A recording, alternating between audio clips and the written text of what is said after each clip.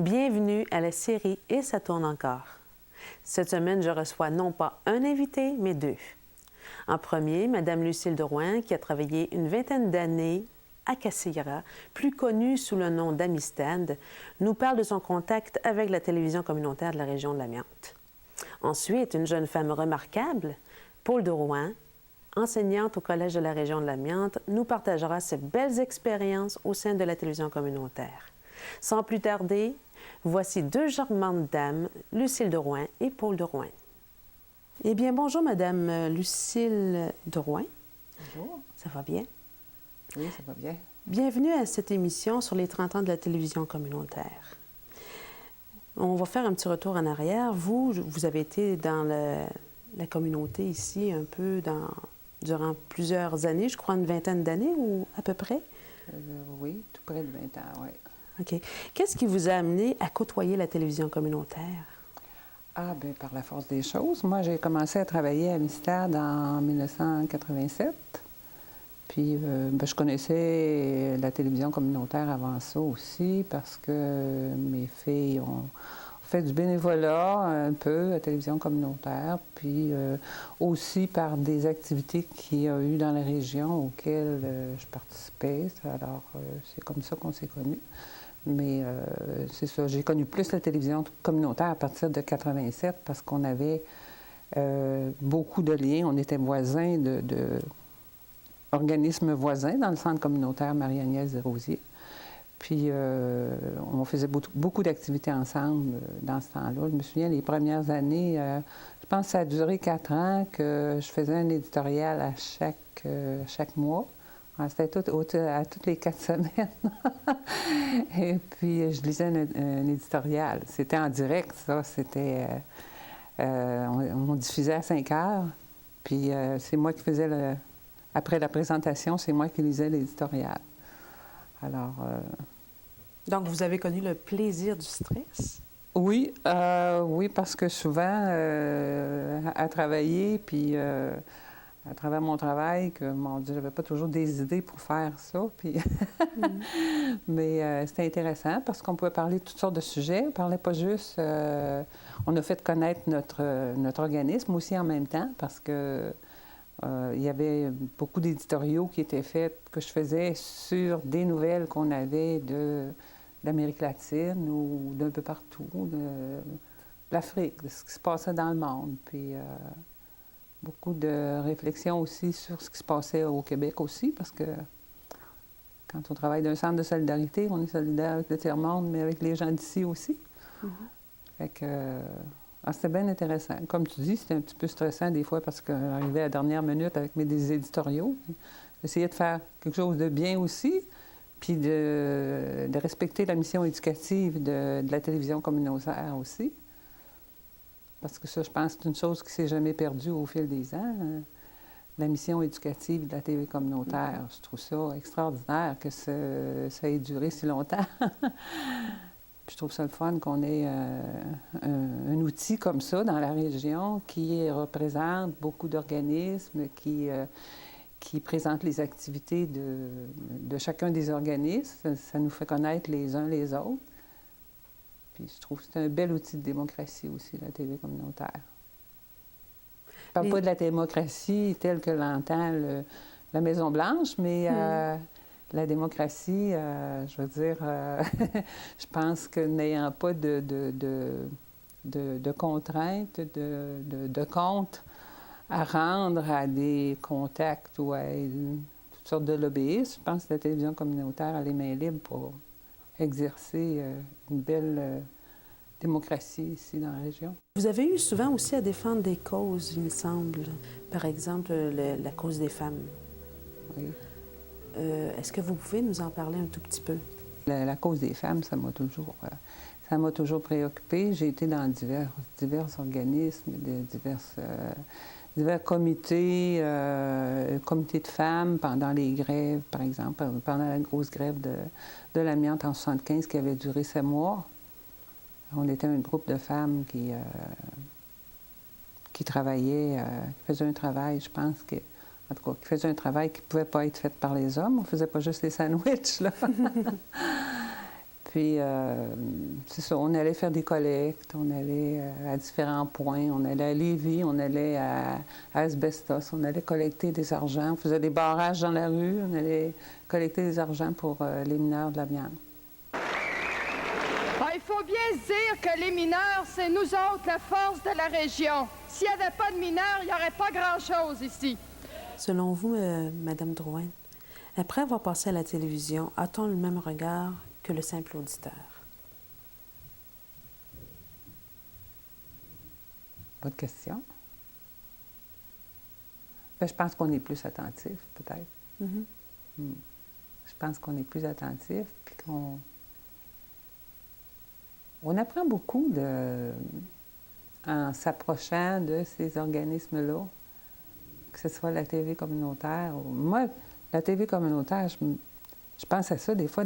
Mais quand tu m'as appelé, je me disais, bon, la TV communautaire, c'est un instrument de démocratie. Puis je me disais, ça me revenait toujours les paroles de Louise Nadeau qui disait, bon, on fait ça comme ça, ou on fait ça de telle manière. Puis je la voyais pas tout le temps, là, Louise, là, tu sais.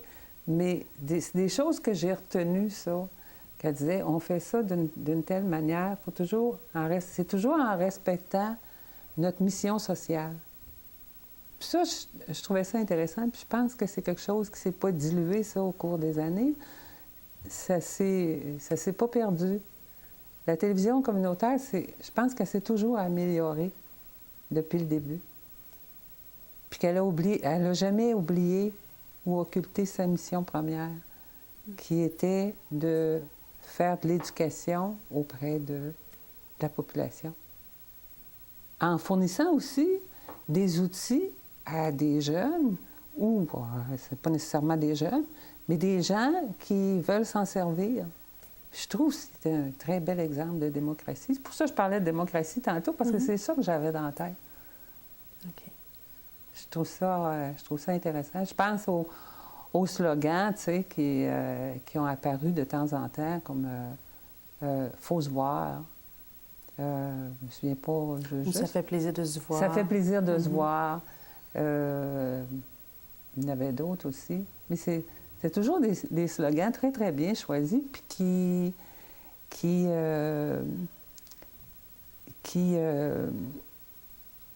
qui ressemblaient à ce qu'est la télévision communautaire, c'est ça. Ça fait plaisir de se voir. Ça fait chaleureux. Oui. Quelque part. Donc, les gens se retrouvent à travers ça. C'est ça. C'est ça. Ça fait chaleureux. C'est un esprit d'ouverture sur le monde, sur le monde, la région. C'est surtout le monde. C'est accessible aux personnes. Je trouve ça intéressant pour ça. Oui.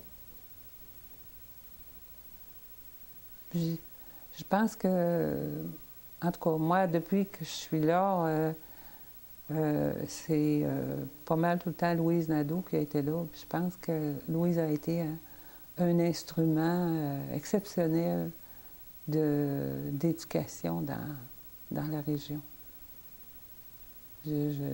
J'aimerais lui rendre hommage même parce que je trouve ça important. Je sais qu'elle va dire « Ah, je ne suis pas toute seule ».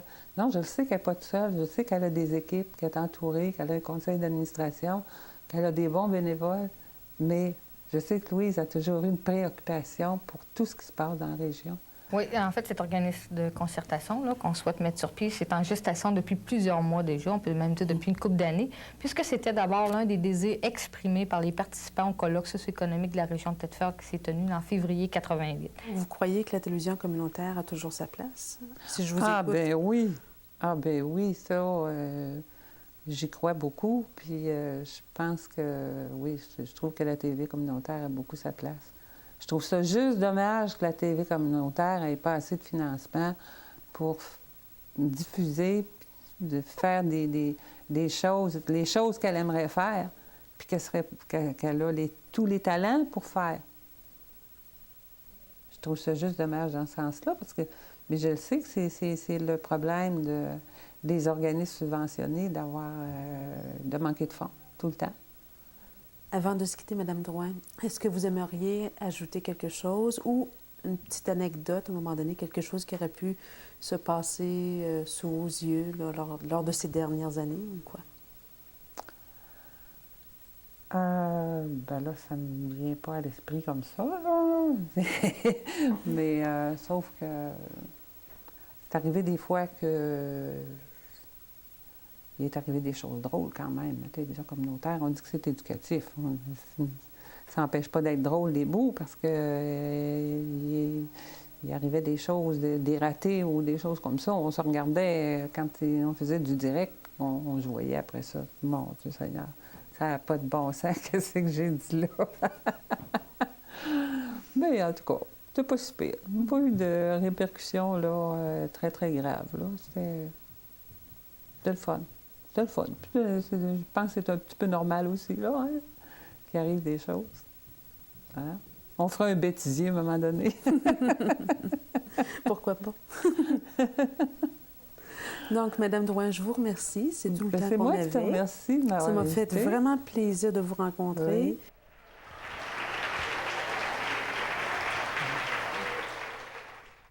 Vous avez eu l'occasion de travailler à la télévision communautaire comme bénévole dans les années 80. Oui. Qu'est-ce qui vous a motivé à faire du bénévolat dans la télévision communautaire? Oh, mon Dieu, je peux pas faire du bénévolat. J'ai pas été motivée à faire du bénévolat, j'ai été motivée à faire de la télé. C'est vrai. Puis, bon, on savait que c'était communautaire, fait qu'on n'attendait pas de salaire non plus, là. C'est ça. Puis, bon, il y avait quelques permanents dans le temps. Mon Dieu, qui y avait? Il y avait... Mais là, je suis bien embêtée de te dire qui était payé au moment où je suis passée ou qui n'était pas payé parce que même quand les permanents ne recevaient plus de salaire, ils continuaient à faire du bénévolat quand même. Puis c'est ça. Mais bon, à l'époque, il y avait Claude Figny, Claude Fitzgerald, Jean Baillargeon, Mario Rouleau, Louis Paquette, qui était dans le coin aussi. J'en oublie. Probablement que j'en oublie. Oui, c'est d'après moi pas mal ceux-là. Là. Il y en a d'autres qui sont arrivés plus tard, Denise Vachon, c'est ça. Paul Paquette aussi. Elle n'est pas arrivée plus tard, par exemple, elle est arrivée avant moi. Mais Paul Paquette, tu vois, je pense qu'elle était bénévole, elle. André Vallière aussi. C'est ça. On était plusieurs à produire des émissions, à travailler là-dessus, trouver des idées. C'est ça. Puis avoir bien du plaisir aussi en le faisant. Oui. Ça paraît dans vos yeux. Oui. Dites-moi, d'abord, qu'est-ce qui vous a amené à la télévision communautaire? C'est Jean Baillargeon. C'est Jean Baillargeon qui, un moment donné, m'a appelé et m'a dit « Ça te tente-tu de venir faire de la télé? Oui, ça me tente. Ça te tente-tu de venir faire des entrevues, venir faire de l'animation? Oui, j'ai le goût, oui. » Mais c'est ça, mais je pense que je connaissais... Je pense pas, c'est sûr. Je connaissais la télévision communautaire depuis qu'elle existait. OK? D'une façon ou d'une autre, je me suis tout le temps sentie proche, même si je n'ai pas fait du bénévolat, je me suis tout le temps sentie proche de la télévision communautaire. Je connaissais les gens de la télévision communautaire. À l'époque, je les connaissais de loin, là. Je ne les connaissais pas personnellement, mais je pense à Luc Gontier, à Claire aussi, qui était là au tout début. Bon, c'est des gens que je connaissais un peu, là, c'est ça. Puis c'était, bon, ben, la TV était à l'époque, au tout début, elle était au 22 de la Fabrique. Puis au 22 de la Fabrique, ben, à l'époque, il y avait le local aussi, mais en 1975, quand il y a eu la grève de l'amiante, il y avait le local du comité d'appui aux grévistes de l'amiante. Puis moi, j'allais souvent là. Là, j'allais faire du bénévolat. Mon père était mineur. Il était en grève. Et j'allais faire du bénévolat là. Fait que je côtoyais les gens de la télévision communautaire aussi, là, à cette époque-là. C'est ça. Fait que quand Jean m'a appelé, c'est peut-être 6 ans plus tard, pour venir faire de l'animation, j'ai dit oui, tout de suite, c'est sûr, oui, j'avais le goût. J'avais le goût, puis je connaissais un petit peu les gens aussi. Jean, je le connaissais déjà, Mario, Claude Signy, c'est ça. Puis j'avais le goût de travailler avec eux autres, là. Ouais. C'était une gang très, très dynamique. Aviez-vous une formation au départ? Non, pas du tout. Aucune formation? Non, j'ai appris ça ici. Ouais. Vous aviez quel âge? Je devais avoir 19 ans. D'après moi, je devais avoir 19 ou 20 ans. Ouais. Vous avez eu l'occasion aussi d'animer plusieurs entrevues. Oui. OK. Qu'est-ce qui vous attirait dans ce rôle d'animation, d'animatrice? Ah, j'ai toujours aimé ça. Je pense que je suis une blette. C'est vrai, je suis curieuse. Puis les gens m'intéressent, j'aime le monde. Puis je trouvais ça bien plaisant, de les interviewer, de les mettre à l'aise. C'est ça, de leur faire connaître ce qu'ils faisaient, ce qu'ils avaient à dire, le message qu'ils avaient à passer, tout ça, c'est ça. Aviez-vous le don de mettre les gens à l'aise? Ben, je pense que oui. On me le disait souvent, en tout cas. Oui. On me disait souvent que je mettais les gens à l'aise, oui. Qu'est-ce que vous faisiez de particulier? Je pense que quand ils arrivaient en entrevue, ben, avant de faire l'entrevue, on s'assoyait, on jasait, je leur disais un petit peu comment l'entrevue allait se dérouler, quelles questions on poserait. Mais là, je leur disais, bon, vous ne me répondez pas tout de suite, là, mais je vais m'aligner vers sur telle voie, on va s'en aller sur tel chemin. Puis c'est ça, on jasait, puis là, tout à coup, je disais, bon, OK, on peut partir les caméras. Fait que là, ben, c'était comme, on faisait seulement continuer la conversation qu'on avait. Vous faites partie de la coopérative des travailleuses et travailleurs du Théâtre des Bois-Francs. Vous présentez actuellement un spectacle sur le harcèlement sexuel qui s'appelle « Ben voyons donc, bébé, il n'y a rien là ». Comment fonctionne votre organisation? Bien, c'est une coopérative, c'est Théâtre parmi nous. On existe depuis 7 ans, puis on habite les Bois-Francs, plus précisément à Victoriaville. On fait de la tournée à travers le Québec. On est 17 personnes actuellement au Théâtre parmi nous, et puis on essaie de fonctionner démocratiquement. Quelles sont, selon vous, les qualités à développer pour réussir une bonne entrevue? La préparation. La préparation. Oui, la préparation. Mettre les gens à l'aise aussi. Je te dirais aussi que ce que je trouve, moi, là, le plus important dans une entrevue, oui, mettre les gens à l'aise, oui, se préparer, oui, avoir des questions, oui, essayer de fouiller le sujet, oui, tout ça, oui, mais surtout, je te dirais, écouter l'autre. OK? Écouter l'autre. Je trouve que un animateur, une animatrice est là pour faire ressortir l'autre et non pas pour se mettre en évidence. OK? Donc, il faut écouter l'autre. Des fois, on peut avoir préparé une entrevue, on peut avoir tout préparé ses questions, se dire on va s'en aller vers là, et oups, l'autre nous amène ailleurs. OK? Parce que l'autre nous apporte des réponses, nous amène sur un tout autre chemin qu'on pensait. Et c'est ça qu'il faut faire, il faut écouter l'autre. Puis souvent, il va y avoir des questions dans l'entrevue qui vont venir auxquelles tu n'avais pas pensé d'avance. Parce que c'est l'autre qui t'a amené là. À moins de faire une deuxième entrevue. À moins de faire une deuxième entrevue. On peut-tu le dire? On est en train d'en faire une deuxième. J'aimerais savoir, est-ce qu'il vous est déjà arrivé d'être embarrassé lors d'une entrevue? Oui. Oui. Oui, ça m'est déjà arrivé. Et ça m'est arrivé, je te dirais, pas avec je sais pas moi, la dame de Thetford qui s'occupe d'un groupe de musiciens ou le monsieur qui s'occupe de tel groupe de tel spectacle. Ou souvent, c'est pas avec ces gens-là que c'est arrivé. Ça peut être arrivé avec des gens, je sais pas moi, qui venaient de l'extérieur, qui venaient faire un spectacle à Thetford ou OK. Et je sais pas, moi, je pense à une artiste qui était venue donner, une chanteuse qui était venue donner un spectacle à un moment donné, puis la fille, ça ne tentait pas du tout de faire une entrevue. Mais je les comprends aussi. Mais j'ai appris à faire ça. J'ai appris qu'un artiste, c'est mieux de le prendre après son spectacle et pas avant. Parce qu'avant, là, il est concentré, il a le trac, il focus trop sur ce qu'il a à faire, puis c'est pas le temps de le prendre en entrevue. Il faut que tu le prennes après. Fait que oui, c'est arrivé. OK. Oui, avoir su, j'aurais fait ça autrement ou j'aurais fait ça plus tard. Ou, oui, c'est sûr.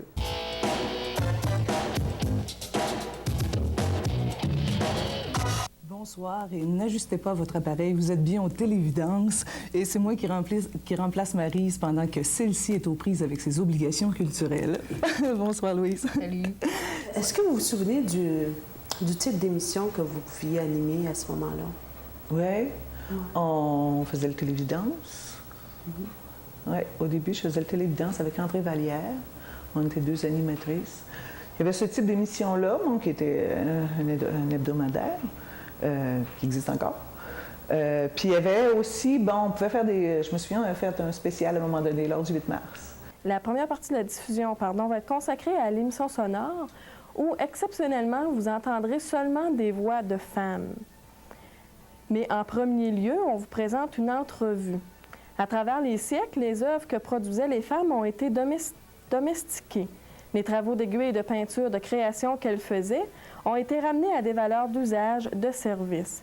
Louise Cotte-Noire, professeure au cégep en roman et en essai, nous entretient de la place qu'occupent les femmes dans le monde des productions culturelles. On faisait ce qu'on appelait l'émission sonore. L'émission sonore, c'était une émission d'affaires publiques. Une émission dans laquelle, bon, c'est un petit peu la radio à la télé, finalement. OK? Parce que c'était une émission de télé, mais qui avait seulement... Ce qui importait, c'était de l'entendre, comme à la radio. OK? C'était des images fixes qu'on diffusait, ou c'est ça. Puis là, ben, c'était des messages d'intérêt public, ou des petites nouvelles, c'est ça. Du blabla, on jasait.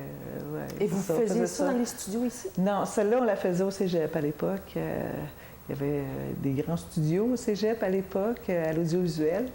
OK? Et il y avait le studio de télé à l'époque, puis il y avait aussi un studio, une régie. On faisait ça à la régie, à l'audiovisuel.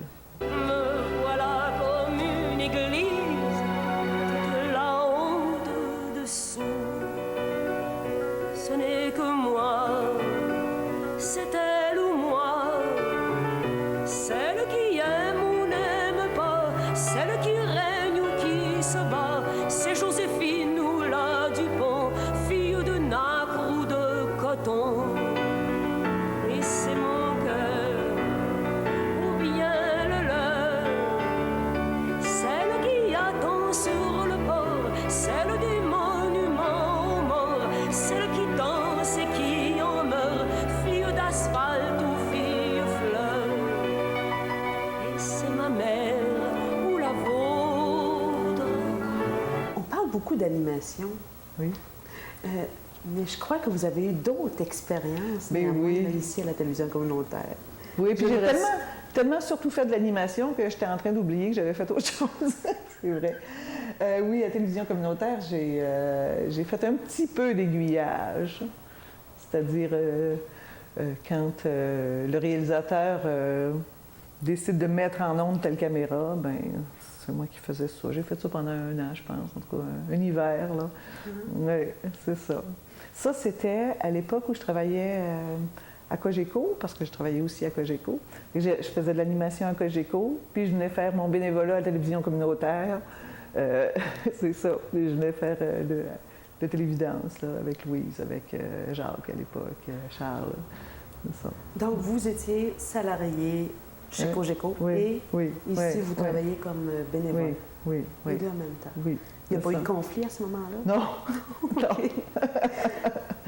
Votre nom? Tremblay. Prénom? Jean. Monsieur Tremblay, vous avez été attaqué au coin des rues Jeanne-Mance et Sainte-Catherine? Oui, constable. Avez-vous essayé de résister au voleur? Vous êtes-vous défendu? Non, il était armé. Donc, vous avez préféré lui donner votre argent plutôt que lui résister? Oui. Avez-vous crié? Avez-vous appelé à l'aide? Non, j'étais mort de peur. Monsieur Tremblay, avez-vous déjà donné de l'argent sur la rue auparavant? Oui, mais quel rapport? Avez-vous déjà été attaqué? Non, jamais. À quelle heure c'est arrivé? À peu près à 11 h du soir. 11 heures? Qu'est-ce que vous faisiez sur la rue 11 heures le soir? Je rentrais chez moi. Vous savez très bien que c'est dangereux de se promener sur la rue tard le soir. Vous n'étiez pas sans savoir que vous risquiez d'être attaqué. Comment étiez-vous habillé? J'avais mon manteau de chat sauvage. Un manteau de fourrure. Que retenez-vous de votre passage ici à la télévision communautaire?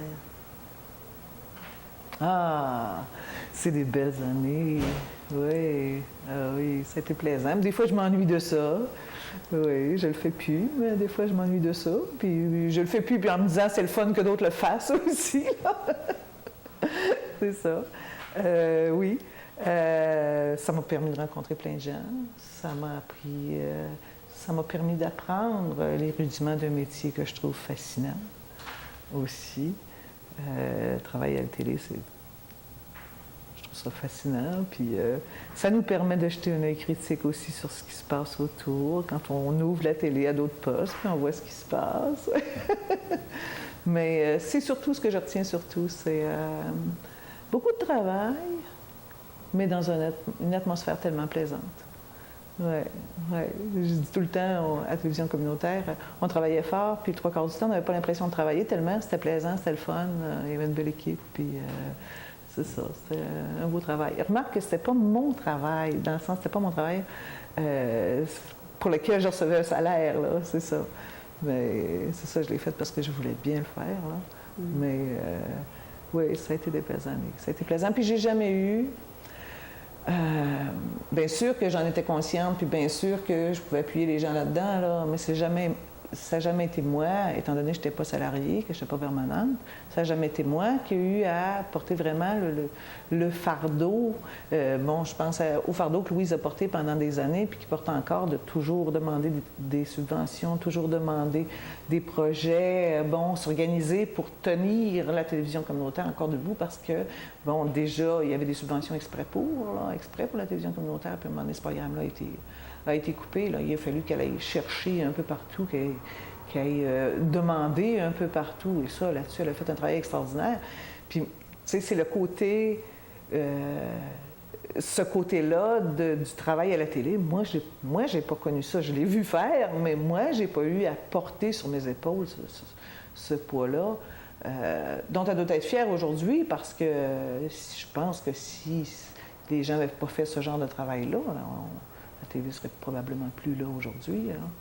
C'est ça, ça a beaucoup reposé sur la bonne volonté des gens aussi, le fait qu'elle soit encore là. Ouais. Comme mot de la fin, que souhaiteriez-vous aux gens qui travaillent pour la télévision communautaire, aux gens qui regardent la télévision communautaire ou à la télévision communautaire? Bien, je souhaiterais à la télévision communautaire une longue vie encore, c'est sûr. Aux gens qui travaillent à la télévision communautaire, mon Dieu, de pouvoir travailler et d'avoir toujours de plus en plus le côté plaisant de la chose et de moins en moins le côté plus désagréable, à toujours avoir besoin d'aller chercher des sous un peu partout. Puis aux gens qui écoutent la télé, ben, de continuer à être ceux à qui, pour qui c'est fait et à qui on donne la parole, parce que c'est vraiment ça aussi le fondement de la télévision communautaire. Oui. Puis que tout ça se fasse dans la qualité puis dans le plaisir. Eh bien, merci beaucoup, Mme Drouin. Merci.